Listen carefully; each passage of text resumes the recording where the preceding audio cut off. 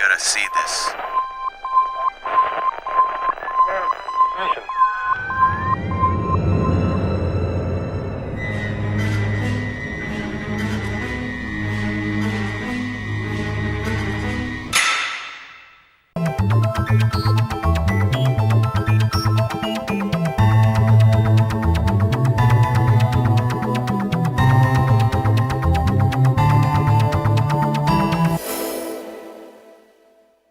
O programa Destaque de hoje está recebendo aqui em nossos estúdios com muito prazer o Dr. Isaac Furtado. O Dr. Isaac Furtado é, além de médico, membro titular da Sociedade Brasileira de Cirurgia Plástica e membro da Sociedade dos Ex-Alunos do professor Ivo Pitangui, é também um poeta e lançou o ano passado um livro chamado Mosaico da Misericórdia, Arte e Reflexão. É um poeta que pretende registrar os mosaicos da misericórdia do Hospital de Fortaleza em ciclos de decadência e restauração, foge da mesmice da descrição para envolver-nos em uma emoção. Isaac Furtado é médico cirurgião, artista plástico e também poeta, como eu já falei. Doutor Isaac, eu queria que o senhor contasse como é que um médico começa a caminhar por esse mundo da escrita e da poesia. Isso. Os médicos, de uma maneira geral, tem muito esse contato com a literatura. Inclusive aqui existe uma sociedade, Sobramos, de médicos escritores, né? E eu, a princípio, antes de ser médico, era artista plástico. Resolvi fazer medicina já pensando na cirurgia plástica como especialidade. Aquela coisa de moldar o belo, né? De transformar como um escultor. E dentro das artes plásticas eu comecei a evoluir na parte da literatura. E a melhor maneira que eu consegui integrar as duas foi na poesia, que é uma coisa que você une a imagem com a construção do lirismo da poesia, e acho que está dando certo. Doutor, o que é o belo? Você disse que o cirurgião plástico gosta do belo, né? Mas o que é o belo do ponto de vista, né? O que é, por exemplo, o feio para o feio e o que é o belo para o bonito? Como é que a gente consegue, nessa nossa civilização cultural, distinguir o que é belo, né? Eu lembro que dizem que Jesus passando, né, junto com São Pedro, e encontrou um cachorro morto, né? E São Pedro disse: olha, sai daí que esse cachorro é muito feio, tá podre. E Jesus teria dito e que lindos são os olhos dele, né? Como é que a gente consegue distinguir o belo? O belo, na verdade, ele teria duas visões. Ele teria aquela parte técnica, né, baseada nos nossos padrões culturais, né? O belo da sociedade ocidental, que tem o seu padrão, da sociedade oriental. O belo daquele índio lá no centro da África, que coloca vários botox e tatuagens. Então, aquilo que é belo para eles, para nós já pode ser uma certa deformação, mas existem padrões e medidas matemáticas que conseguem deixar naquela, vamos dizer, aquela beleza apolínea, né? Aquela beleza grega que era traçada dentro de moldes, né? de números áureos, né? Todas as proporções divinas, mas que hoje essa beleza muito retilínea, muito padrão, está um pouco alterada, inclusive, que é o outro lado, que seria a beleza dionisíaca, né? Que seria aquela coisa mais solta, mais alegre, e que essa beleza, né, o belo, na verdade, eu diria que é como a própria verdade. Você nunca vai conseguir a beleza pura, assim como a verdade pura, que sempre vai estar além, né? Então, a gente, como cirurgião plástico, procura imitar os padrões mais aceitos, procura deixar traços mais suaves, mais, né, em proporções ideais, mas a gente sabe que nunca vai atingir a beleza pura e a perfeição pura. E porque a beleza, a nossa beleza, a gente pensa numa beleza grega, e de uma beleza toda, por exemplo, uma escultura, né, e ela está matematicamente tudo correto, Eu me lembro daquele livro do Humberto Eco, A História da Feiura, né? Que Exatamente. Ele conta aquela evolução que nós colocamos a feiura, né? Retratamos a feiura, porque às vezes a gente não gosta do sujeito e acha que ele tem a história da beleza e a história da feiura. Por incrível que pareça, a história da feiura é muito mais interessante, como livro é bem mais interessante.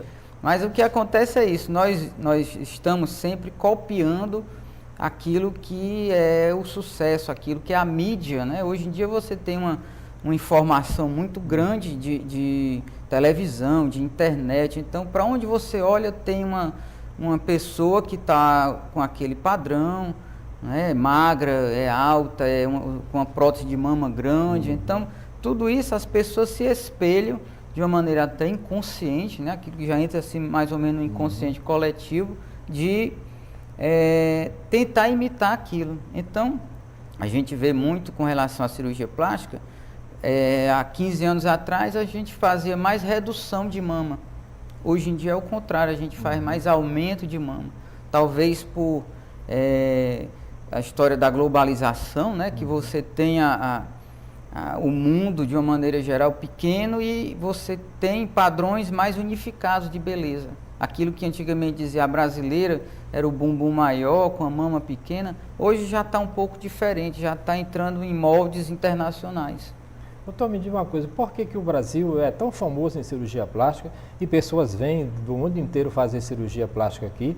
E se esse cirurgião plástico daqui, os mais famosos, também tem aquela fama daquele cirurgião que é brasileiro, por exemplo, que tem um programa de televisão que transforma... Aquilo ali, do ponto de vista ético, é correto aquele tipo de procedimento? Bem, a princípio, o Brasil hoje é realmente um ícone internacional, mundial. A gente opera pessoas que vêm da França, da Itália, para operar aqui em Fortaleza. E o que acontece é isso. O Brasil deve muito ao professor Yves Pitangui, que é considerado, vamos dizer assim, o mestre, o pai da cirurgia plástica no Brasil e um dos maiores expoentes mundiais, a quem eu devo muito e passei 3 anos lá estudando, e acredito que foi o grande propulsor da cirurgia plástica no Brasil e divulgador. O professor Yves fez cursos na Inglaterra, nos Estados Unidos e participou em congressos no mundo inteiro. E isso deu um salto e abriu os olhos para os cirurgiões locais de colocar a cirurgia plástica no dia a dia, e com a habilidade do cirurgião brasileiro, isso foi crescendo e criou proporções realmente internacionais. O Brasil hoje, ele tem, em termos assim, relativos, é o que tem mais cirurgia estética. Em termos absolutos, perde para os Estados Unidos devido ao volume de lá, mas em termos relativos, hoje o Brasil é um grande expoente internacional. E com relação a esse cirurgião que você citou, é até divertido, mas levando para o lado ético, é totalmente inaceitável a exposição dos pacientes que ele faz. Na medicina hoje, mesmo com a mídia, você não pode jamais expor a identidade de um paciente, nem se for com a autorização dele. Então, o paciente ele jamais pode ser exposto numa televisão ou foto de pré e pós operatório, porque o ato médico é um ato sagrado. Claro. Então, ele não permite que seja divulgado como está sendo feito. Pode ser até informativo para os leigos que vão, inclusive, ver o transoperatório. Tem muitos pacientes que chegam, doutor, eu vi na televisão aquele nariz todo desmontado, aquela mama toda, é daquele jeito mesmo. Então eu tenho que explicar e dizer. Agora, realmente, na parte ética, não podemos expor desse jeito. Porque ele, inclusive, expõe a família dele, ele, né? Ele é um reality show que realmente foge as preocupações, né, da família. É aquela, né? coisa do grande Big Brother, né? Que você tem a exposição, lógico que tudo é ditado, mas que, na minha opinião, pode ser atrativo, mas que não é correto. Correto. Doutor, quanto foi que você começou a fazer poesia, né? Eu queria, porque nós vamos falar do seu livro, e eu estou vendo e que o seu livro, além das fotografias, né, sobre o que você está expondo aí, os mosaicos, você também colocou poesia, você tentou traduzir aquilo ali. Como foi a sua entrada na poesia? A poesia eu acredito que já deve ter em torno de uns 10 anos que eu venho produzindo e idealizando, né? Inclusive, a gente continua aquela coisa, a poesia ela surge às vezes do momento mais inesperado. Até num plantão que você está ali, termina o plantão, você tem uma ideia, ou um sonho quando você acorda, você pode ter aquela ideia, um trânsito, né? Então, o dia a dia, eu acho que hoje do homem, que a gente vive cada dia mais apressado, a poesia é como se fosse um sedativo ou um calmante para esses males, esse estresse do dia a dia. E realmente o meu processo criativo para criar um poema, criar uma rima, às vezes ele parte de uma imagem, de um fato. Eu digo muito que eu não sou poeta, eu apenas pinto as rimas do poeta. Então eu gosto muito de fazer aquela associação imagem e escrita. Eu queria que você falasse um pouco do seu livro, queria que você me mostrasse aqui, para eu mostrar para a câmera o livro. E como foi que você idealizou esse livro aqui, né? Dá para mostrar aqui o livro? Certo? Eu queria saber como foi que você idealizou esse livro, a partir de qual foi a ideia de você esse livro, a princípio, se você observar, a luva dele é um mosaico, ele tem um formato exatamente 20 por 20, que é o tamanho do ladrilho hidráulico encontrado nas casas antigas. E no prédio da Santa Casa de Misericórdia, aqui de Fortaleza... Depois aí você pensou em usar o prédio da Santa Casa, né? Quando eu trabalhava lá, eu passei 10 anos trabalhando lá e fui vendo a variedade que era encontrada pelo chão, e aquilo formava um tapete, uma mistura de mosaicos que eram colocados a esmo pela falta, pela carência que tinha. Às vezes não tinha aquele modelo, ia colocando outro, e no final o pedreiro acho que nunca teve a ideia de que aquilo pudesse gerar alguma beleza, mas eu achei interessante e fui juntando esse material.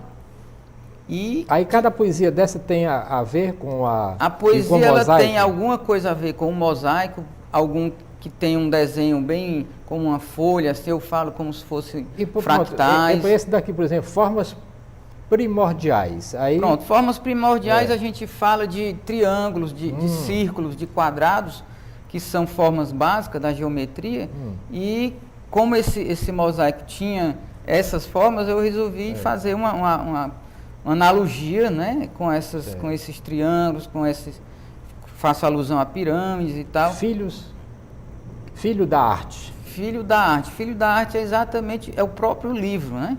Eu considero como se fosse um filho porque esse livro ele traduz vários processos de arte, né? Não só a poesia, ele tem fotografia, ele tem desenho, tem pintura, né? Além do resgate histórico do prédio da Santa Casa, que eu fiz um resumo da parte histórica com relação às reformas, os processos arquitetônicos que iam sendo construídos no prédio, né? E que tem uma estrutura neoclássica, a fachada externa é muito bonita e realmente merece atenção. Então, por exemplo, você lançou esse livro quando? Esse livro foi lançado em agosto de 2009, né, aqui em Fortaleza, e já está sendo, inclusive, vendido em alguns sites, internet, e a gente faz dele como se fosse realmente o primeiro trabalho, né, que está tendo uma excelente aceitação. Agora o livro aqui tem tradução aqui em 2 línguas, né? Ele é um livro bilíngue, exatamente por se tratar de um livro de arte. Às vezes a pessoa quer presentear um amigo ou uma pessoa de fora que fica mais interessante. Eu achei bastante interessante aqui o seu livro e você aqui no começo do livro você começa a contar a história da Santa Casa. Eu queria que você falasse um pouco sobre isso. Exato. A Santa Casa, ela realmente, o que fez o governo no início, isso em 1846, que teve uma grande seca aqui, e a grande leva de pessoas paupérrimas que chegavam em Fortaleza com vários tipos de doença, não tinham onde ficar, não tinham um grande centro, um hospital que pudesse juntar toda essa população carente que vinha do interior. Então foi realmente aventado a construção no prédio onde ela se encontra hoje, ali ao lado do passeio público, né? E a princípio ela tinha apenas um andar, ela não tinha uns 2 andares, e aquilo foi crescendo de acordo com a necessidade. Eu falo que realmente é uma história de sobrevivência, porque a Santa Casa nunca teve um momento de glória, que tinha fartura, que tinha... Ela continua hoje do mesmo jeito, ela continua, né? No mesmo processo. Por que, doutor, por que a Santa Casa, que a Santa Casa sempre vive em dificuldade? O que acontece é que a renda que é destinada do SUS não supre todo mês. Em termos assim de dias, por exemplo, na metade do mês aquela verba que veio para o mês já acabou. E o que acontece é que hoje já existem alguns... o governo dá alguns benefícios do Estado, e a Faculdade Cristo hoje está usando a Santa Casa como hospital-escola. Então ela também tem ajudado bastante nesse sentido. A gente não pagava na conta de luz uma contribuição? Existe, né? Mas tudo isso é muito pouco. Da mesma maneira que as pessoas fazem doações, né? Empresários fazem doações, e sempre é bem-vindo, mas o que acontece é que não é suficiente.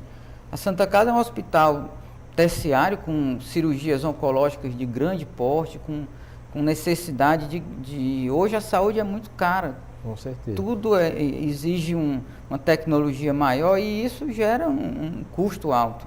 Mas por que a gente se encontra na Santa Casa só os grandes profissionais? Porque eu tenho visto grandes profissionais lá na Santa Casa. A Santa Casa ela é o arrego, a princípio ela chama todo aquele profissional que termina a sua residência, ele a princípio vai, né? Aquela coisa até de retribuir, né? Na minha situação que eu fiz na Universidade Federal, né? Eu aprendi com uma população carente, e você tem aquilo como uma maneira de retribuir. E nada paga o que você recebe da gratidão de um paciente que você realmente trata na Santa Casa, aquilo que para mim teve uma experiência realmente inédita, assim, que eu passei 10 anos, hoje a gente segue o caminho, mas sempre fica com aquela vontade de voltar. E tem até uma poesia que eu faço uma homenagem à sala onde eu fazia o meu ambulatório, que é a sala 5. E qual é a poesia? E ela tinha uma visão para a capela que ficava atrás. Essa próxima aqui. Então ela faz da janela eu via os fundos da capela, e aí ela cita simplesmente aquele momento, né, que eu estava ali atendendo as pessoas, e a grande maioria nem olhava para a janela, tampouco para a capela. E eu fiz imortalizei esse momento aí desse ambulatório. Atrás da antiga capela avistava um pequeno sino, encimando a singela torre. Aos poucos, mais construções ocultavam o rigor doutrora de rígidos padrões bizantinos. Por fora, o vitral da janela clareava no tom vespertino, que no sereno da noite dissolvia-se. Por dentro ouvia-se canções, um fiel ajoelhado que orava por mais um breve dia sem desatinos, né? É a sua visão sempre aquela coisa do paciente que vai para a Santa Casa, que às vezes esperando entre uma consulta e outra, acaba indo para a capela, e a gente tem lá essa parte bem pobre, né, bem religiosa, que eu fiz uma alusão em termos de santas. Lá em volta do prédio tem muitas Nossas Senhoras, que a gente vê às vezes as pessoas, e não deixa de ser uma grande fé, né, que eu acho muito importante dessas pessoas para a sua cura. Inclusive tem outra poesia que falando a cura. Então mostrando um momento de que a pessoa recebe um laudo, e eu criei a poesia em cima daquilo. Então, esse livro tem todo esse processo que envolve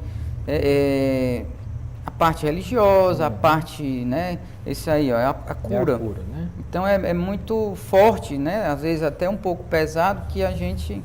Ele diz aqui, passo firme, olhar atento no papel, o futuro tremula em sua mão. Passo trôpego, gosto de fiel na boca, muita droga. Não, gosto de fel na boca, muita droga, muita bula. Passe o bisturi, apressa reticente um sinistro cirurgião. Passo afinal ferida e almas limpas, bem perto a cura. Passe de mágica da medicina uma bênção, passe da divina força de Nossa Senhora. Isso aqui parece muito com o nosso Augusto dos Anjos, né? Tem quando ele um dizia, pouco... pegue, doutor, a sua tesoura e corte a minha singularíssima pessoa, que importa a mim que a bicharia roa todas as suas moléculas depois da morte, né? Muito bem. Ele deveria ter sido médico também, né? Essa parte que envolve a dor, né? A medicina tem muita parte da dor, do sofrimento, mas que tem uma mensagem, né? Eu acho que... Doutor, e qual é o próximo passo? O senhor já fez esse livro aqui, o seu próximo passo literário, já está pensando em lançar outro livro? Eu tenho alguns projetos que ainda estão em andamento, alguma coisa, inclusive em termos de história em quadrinho, que eu gosto muito, em termos de associar ou uma música ou um processo eu gosto muito de história, de antropologia, a parte arqueologia, e estou com algumas coisas bem diferentes em andamento aí. Quem sabe, né? No próximo programa a gente fala de outro livro, certo. Outra história diferente. Esse aqui, para mim, é um trabalho que eu acho que nunca vai se repetir dessa maneira, né? Assim, os mosaicos da misericórdia. Com certeza. Se as pessoas quiserem encontrar esse livro, eles acessam qual site? Você pode dar o site da Livraria Cultura, né? livrariacultura.com.br, você pode encontrar. E não tem, se ele quiser ter contato com você, não tem e-mail para entrar em contato a respeito do livro, né? O livro ele inclusive pode ser encontrado também na Unicred, né? Que é um banco dos médicos da área de saúde aqui de Fortaleza, e no meu consultório também pode ser adquirido, né? Tranquilo. Em termos de meu nome é muito fácil, você coloca meu nome na internet, você já tem um acesso bem amplo a esses telefones. Perfeitamente. Doutor, infelizmente nosso tempo está chegando ao fim e o senhor tem 1 minuto para as suas considerações finais, para dizer o que não falou aqui nesse nosso papo.